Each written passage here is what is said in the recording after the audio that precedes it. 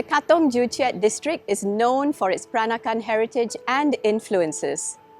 Most people are familiar with Peranakan cuisine like kueh and the tok panjang long table dinner, the different items of clothing like the beautiful kebaya blouses and the batik sarongs, and the beaded footwear like the kasut manik.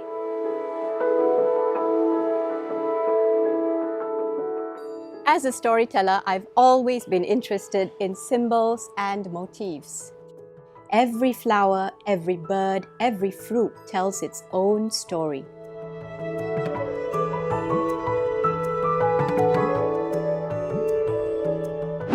I am here at Katong Antique House, a house that's more than 100 years old. This house is a treasure trove of artifacts, costumes, and furniture, with some items dating back to the 1800s. There are stories that lay hidden and woven among the carvings, molds, and fabrics that reveal beliefs and superstitions related to the Peranakan community. Join me as I explore the storytelling language of symbols in the Peranakan heritage.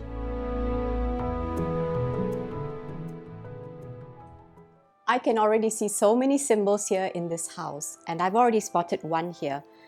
This is a bird, but no ordinary bird, a very special bird for the Peranakan culture, and I'll talk about this later. I see something up there. I see a group of flowers, but again, that's a particular flower, the lotus flower. I spy something hidden in these cabinets. Take a look.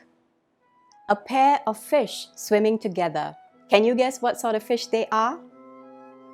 Here we have cabinets filled with fine porcelain ware. Now typically all of these porcelain wares, they were made in China, yet they are very similar to the styles that you find in European designs, especially seen in the teacups and the teapots. Now if we look carefully at some of them, they show very strong Dutch influences too. We see a confluence or a meeting point between different cultures that make up Peranakan life. I have in front of me a selection of Peranakan porcelain, sometimes called Nyonya ware. Usually they are beautifully and intricately designed with ornate motifs that symbolize blessings, happiness, prosperity, and marital bliss. These lanterns are referred to as surname lanterns. If you look closely, you'll notice the family name and the surname's place of origin, as well as the family trade woven into the lantern's design. Some lanterns have auspicious phrases or sayings. The most common shapes are round or cylindrical. Now, these lanterns would usually be hung at the doorways or only brought out to decorate homes for special occasions. In those days, candles were placed inside to illuminate them. But nowadays, light bulbs are used too. The lantern frame is made with bamboo because it is viewed as a symbol of strength and virtue. Strong cotton cloth or canvas is used to wrap around the bamboo frame, and layers of glue is then applied, and this glue is made from tapioca starch and agar-agar. And then the characters and letters are painted on. The lanterns are passed down through the family and inherited from generation to generation. These lanterns symbolize the connection between heaven and earth.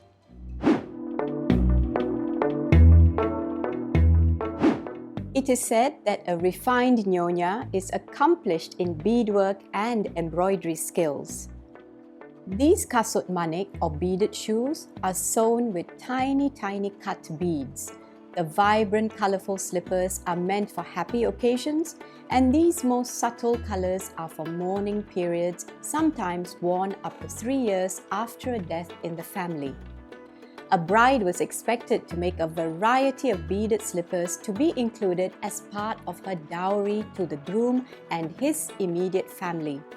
In the bridal chamber, there would be a display of all her embroidered slippers arranged for everyone to see, as a way to show off her skills. It was also the custom to present a pair of beaded slippers to the matchmaker, who acted as a go-between for families who wanted an arranged marriage.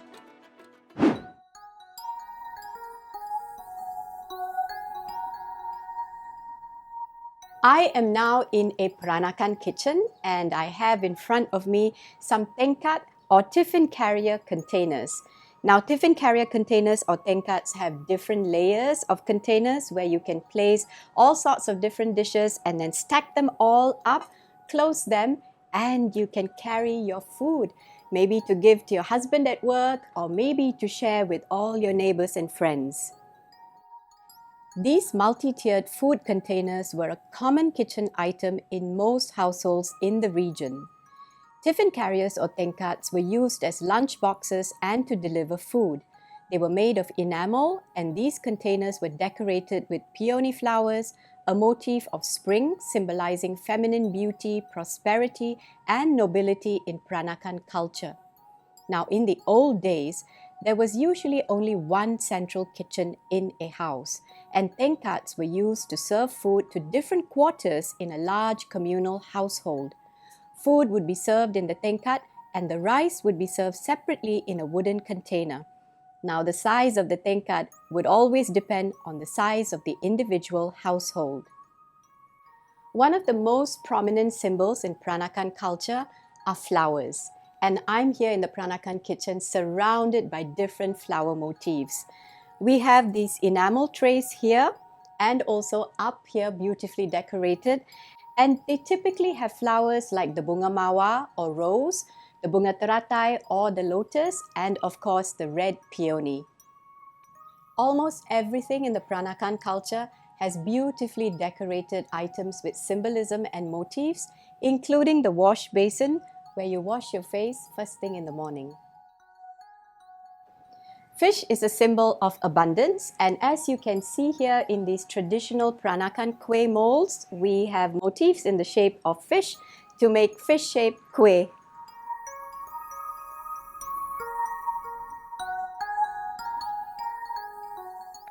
Here we have so many different kueh molds made out of metal, and I'm holding one here, and we have the fish symbolizing abundance. In Buddhist symbolism, a group of paired fish is a symbol of freedom and also an emblem of marital happiness. Goldfish symbolize abundance and prosperity. The Peranakans used spittoons mainly for the nyonyas and the bibeks who chewed betel leaf or sireh. Sometimes they were also used for those who chewed tobacco. These spittoons would be placed on a table together with the tempat sireh containing all the condiments for chewing betel leaves.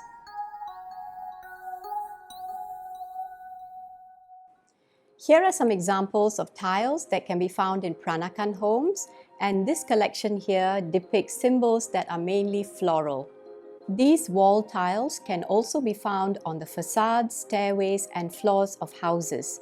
Some of these ornate tiles were also used in Peranakan homes to beautify the furniture, such as altar tables, chairs, tea tables, footrests and dressing tables. Let's talk about fruits and their symbolisms. So for peaches, they represent longevity. And then we have pomegranates that symbolize fertility. And then of course we have the very famous pineapples that usher in wealth and abundance. And now we move to flowers as symbols. Peonies are a symbol of wealth and status. The lotus represents purity. Let's look at birds as symbols. Now the magpies represent joy and they're really popular as a symbol for weddings. We also have the peacock that represents dignity and nobility. And let's not forget the mythical creatures like the phoenix and the qilin. Now the phoenix is known for symbolizing splendor and beauty, and the qilin represents good luck and protection. The qilin is a mythical beast and it's a creature depicted with the head of a dragon, the body of a horse and fish scales covering its skin. And the qilin is known as a symbol to ward off evil spirits.